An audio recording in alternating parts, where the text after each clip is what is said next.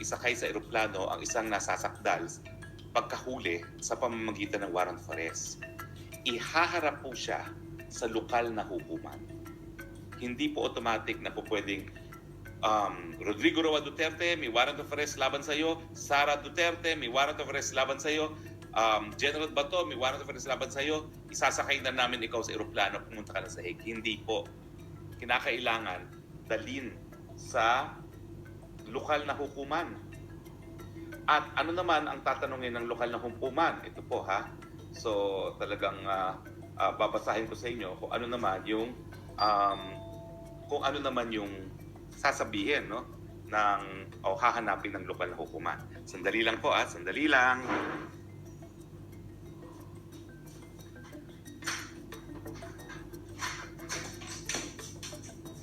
Well, dumating po kasi yung masahista ko kaya kinailangan kong buksan ang pinto.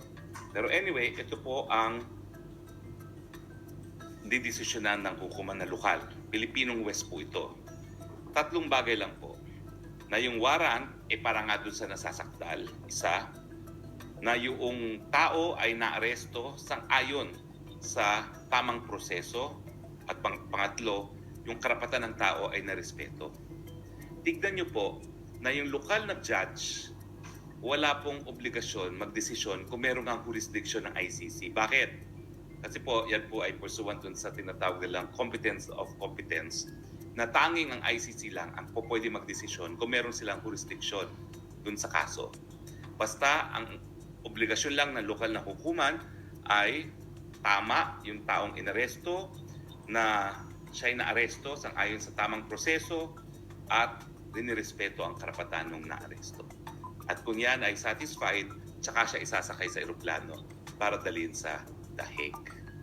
So, take note po na bagamat mayroong partisipasyon ang hukuman, hindi ka po pwedeng doon mag-question ng jurisdiction. Kailan ka po pwedeng mag-question ng jurisdiction? Dahil yan naman talaga ang depensa ng ating dating Presidente Duterte, na hindi na tayo kasapi ng ICC nung nagsimula ang preliminary investigation. Well, ang pagkakataon po dyan, kapag naaresto na yung isang tao, kinakailangan i-raise niya yung issue ng jurisdiction doon sa tinatawag na confirmation of charges. So kung babasahin niyo po yung 2 desisyon ng ICC kung saan pinagpatuloy ang preliminary investigation, ang sabi ng pre-trial chamber, well, hindi naman kasi ito decision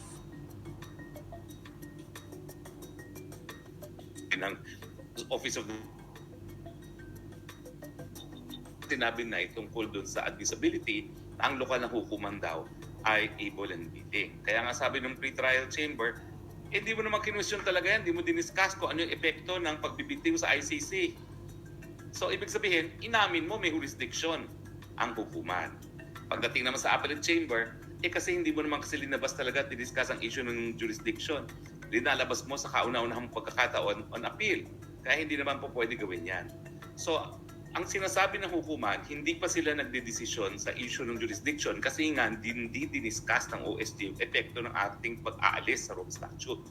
Na pag umalis tayo at nagsimula ng preliminary investigation matapos ang 1 taon, matapos tayo magsumite ng instrument of withdrawal, ay wala ng jurisdiction talaga ang ICC.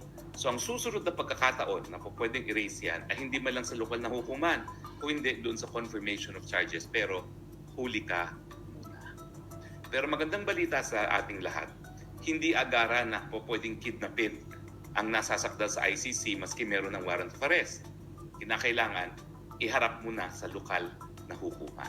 At yan naman po ay garantyado or guarantee na pwede pang kumuha ng remedyo sa lokal na hukuman. Kundi man dun sa hukuman kung saan nila hinarap ang nasasakdal, di sa Korte Suprema para sabihin na labag ang jurisdiction ng ICC dahil hindi na nga tayo miyembro, at kapag ipapatuloy ang pag-aaresto dito sa taong ito at pagpapadala sa Hague, malalabag ang karapatan ng pantao ng nasasakdal dahil wala na ngang jurisdiction ng hukuman, at ito po ay pwede na rin maging petition for habeas corpus na walang legal na basehan ng pagkaka-aresto dahil yung warrant of arrest ng ICC dahil nagsimula ang engagement ng hukuman 2 taon matapos na magbitiw na tayo bilang miyembro ng ICC, At ang effectivity ng ating withdrawal ay 1 taon lamang matapos ang ating instrument of withdrawal. So 2018, bumitiw tayo, naging epektibo yan 2019, dapat nagsimula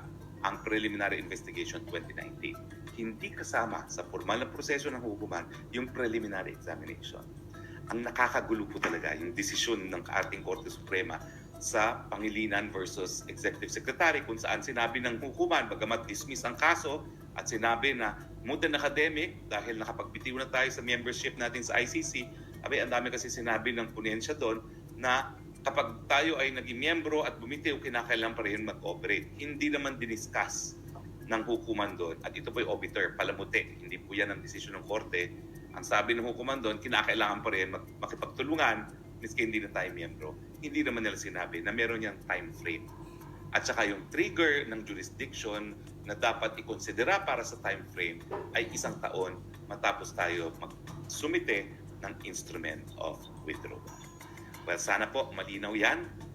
Kahit papano, hindi nila po pwedeng mabilisang isakay si dating Presidente Duterte sa eroplano at dalhin sa Hague. Kinakailangan pumunta muna sa lokal na hukuman at dahil dyan, meron pa rin tayong pagkakataon na dumulog sa katas-taasang hukuman para pigilin ang pagko-cooperate sa pag-aresto ng mga nasasaktan. O, ang sinasabi ni Presidente na hindi siya makikipag-cooperate, with all due respect, Soljen, napakadali po na mag-utos na isang miyembro ng kabinete sa isang high-ranking police official at sinabi, may bagong utos ng Presidente, arestuhin mo. Hindi po makakatanggi kasi wala namang pinaghahawakang nakasulat ang pulis na hindi dapat makipagtulungan sa ICC. Di ba po, ang verbal na order, napakadali na baguhin sa pamamagitan ng isa na namang verbal na order na po pwede pang sabihin ng iba sa ngalan ng Presidente. With all due respect, tingin ko po, mali kayo. Dapat isulat yung memorandum na yan na bawal ang mag-cooperate sa ICC. Kung totoo, nabubuwagin ng Task Force Davao, i-disarm at ipapahuli ang dating Pangulong Duterte, tignan natin kung hindi magiging restless ang taong bayan. Aba, tignan niyo nangyari kay PGMA, pinaaresto niya si Erap. Sa tingin mo, she had it easy as president? Mayat-mayat, sina-challenge siya. And remember, Erap was loved by the military. Ay kay Gabriel, sabi niya present daw siya from 2017 to 2024. Sabi ni Sir Manny, I think it's the US na nagmamando. It doesn't even matter. Presidente ka na. Kahit hindi naman ang US ang nagdidikta ng lahat ng agriculture policies. Posible